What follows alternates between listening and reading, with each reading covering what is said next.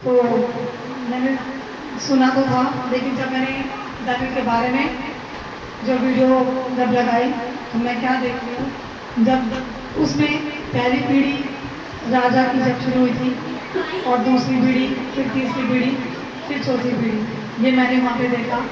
और पीढ़ी दर पीढ़ी क्या था, पाप चल रहा था, घमंड से भरे हुए लोग थे। तो लेकिन एक दानियल था जो जिसको एक प्रधान था, वो 3 समय की प्रार्थना करता था। तो चाहे वो कितनी भी भीड़ में रहता था, चाहे कितना भी बिजी जो भी उस समाज में वो रहता था, लेकिन वो अपने प्रभु के सामने दंडवत करता था। वो प्रभु को कॉल सुबह दोपहर शाम, जैसे डॉक्टर जब हम बीमार होते हैं ऐसे वो प्रभु को कॉल किया करते हैं। तो इसलिए जब उसने देखा, जब उससे मैंने उस दृष्टांत को जब मैंने देखा, तो जब पाप होता है तो वो परमेश्वर उसे बातचीत करता है और वो वचन को मनन करता हुआ चलता है और उसके पास वरदान होता है।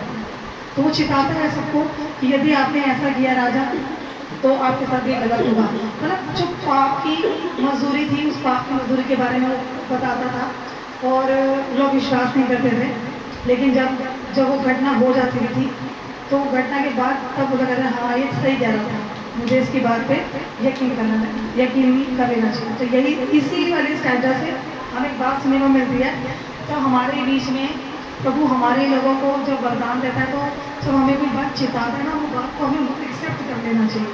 यदि किसी भाई या बहन या बच्चा, प्रभु तो गधों से भी बात कर लेता है, तो हम होता है हटाना इसकी बात पे क्या यकीन करें, लेकिन बाद में हमें फील होता है यार कि इस बंदे ने हमें बात बोली तो ये बात हो गई। तो वो जो बातें होती हैं वो व्यर्थ ही नहीं होती, वो प्रभु की ओर से योजना होती है। तो इसलिए प्रभु तो है ही पापियों का, और प्रभु हम कौन होते हैं जजमेंट करने वाले, हमारा खुदा है ना जजमेंट करने वाला, वो किसी को भी किसी भी रूप में कहीं भी पकड़ लेता है। तो ठीक वही जब दानियल सबको बताता था तो विश्वास नहीं करते थे, और जब वो बात घटना हो जाती थी तो तब वो लोग विश्वास कर लेते थे। फिर उसको बोलता था दानियल को पकड़ के लाओ, दानियल से ये पूछो। फिर उसकी क्या होती थी, उसकी एक इमेज बनने लगी। फिर उसके बाद वो राजा, दूसरा राजा भी, जब वो राजा पाप के कारण चला जाता है, फिर वो दूसरा राजा आता है। तो जब वो आता है राजगद्दी पे बैठता है तो उसके अंदर वो भी बहुत घमंडी होती है। उसने तो जब उसने जो पाप किया होता है तो वो पाप में क्या करता है कि जब मंदिर में, उस समय मंदिर किसको कहा जाता है, आराधनालय को मंदिर कहा जाता था। तो जिसमें जब प्रभु भोज होता था तो उसने उस बर्तनों के अंदर उसने उस शराब को पी।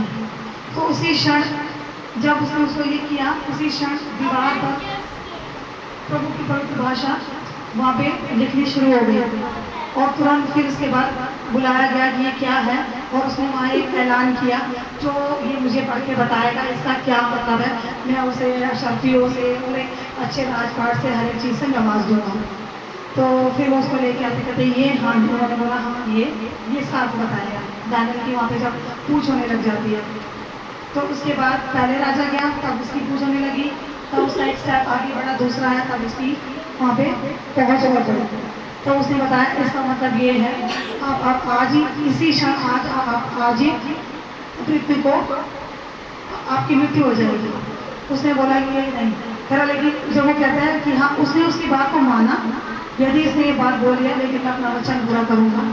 इतनी देर में एक जो उसके बाद अगला राजा होता है वो आ जाता है, वो उसके बाहर करता है, वो उसको अपने हाथों से, क्योंकि प्रभु की जब बातें वहाँ लिखी जा रही थी तो उसमें यही लिखा था कि आज वो मर जाएगा। तो उस राजा से वो पाप होता है, और फिर वही राजा से फिर उसके बाद फिर वो अगला राजा आता है, उसमें वो उसको बड़े ध्यान से देखता है कि ये प्रमुख कौन है। जब वो देखता है उस बीच में तो वो उसको फिर वो अपना इंट्रोडक्शन देता है, दानियल अपने बारे में बताता है, तो वो फिर उसको बड़े बारीकी से सुनता है।